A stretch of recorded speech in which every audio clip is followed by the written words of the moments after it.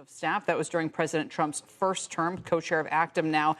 Mick, your thoughts, please, on, look, a lot of people were saying that the president kind of intentionally, like he knew about this days ago, didn't say anything to the Iranians. We've seen now what that has meant. What more do you expect of the Iranian response?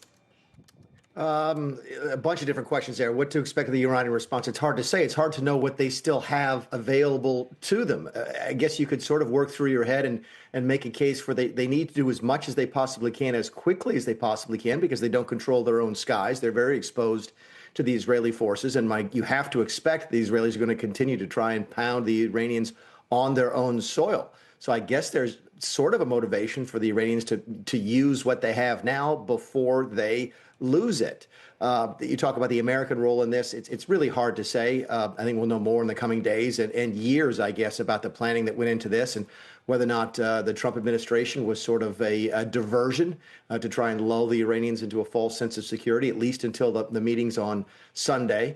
So a fascinating series of events here. I think everybody who watches Washington very closely, folks in the media, I actually talked to Eamon very briefly yesterday, knew that something had to be up. The President of the United States went to Camp David last week from Bedminster. That never happens. Okay. He goes to Camp David, but he doesn't go from Bedminster, and he doesn't meet with generals, which is what he did when he was there, along with being with Marco Rubio. So he also took a question during an impromptu presser during the week about a potential Israeli attack, and he said he thought it might be, imminent, that type of thing. So the signs were there that something was going to happen. I think sort of everybody from the outside looking in was surprised it happened when it did. We can say what we want. Marco Rubio is out there trying to distance the United States from these attacks. People are going to have all kinds of ideas and opinions about what or what not the White House may have known. Does that even matter, Mick, at this point? Does it matter if the United States gave the green light to Israel? Israel ultimately is a sovereign nation that will do what it wants to protect its own people, I think. I don't think the only people it really matters to, I suppose, would be the Iranians, and it doesn't matter to them, right? They believe that we're involved, so their perception is the reality when it comes to that type of thing. Again, the real question is what can the Iranians do about it at this point? But the State Department can say whatever they want to, the White House can say whatever they want to, but you can pretty much bank on the fact the Iranians believe that we were involved. So to your point, I don't think it really matters. From an outside looking in perspective, from a geopolitical sort of standpoint, everybody's going to assume that we were at least told, that we probably signed off on it, and folks are wondering whether or not we cooperated with it. So, look, Israel's one of our best friends. It would make sense that we would be involved in some fashion. In fact, the real news that would be made here, Brian, I think, would be if the Israelis did it without any heads up whatsoever. But I just don't see that happening.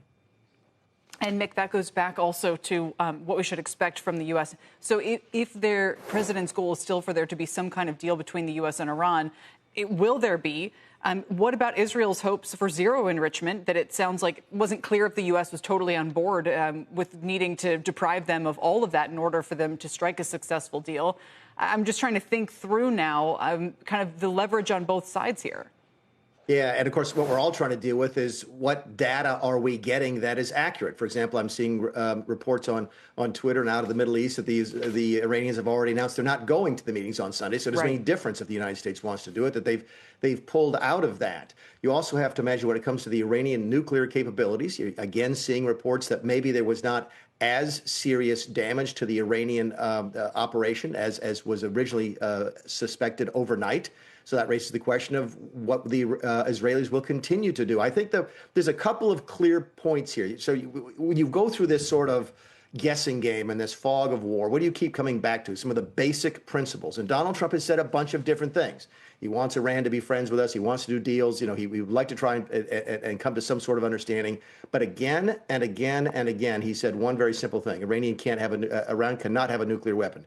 Period. End of story. I think that's one of the anchor points here. And I think the Israelis are on the same page. So you have to watch over the course of the next couple of weeks what happens inside Iran to deny them the ability to produce a nuclear weapon. I think that's what this is all about. I don't think that's making any particularly groundbreaking statements, but this is about depriving them of that nuclear capability, and that's probably going to happen here before things are over.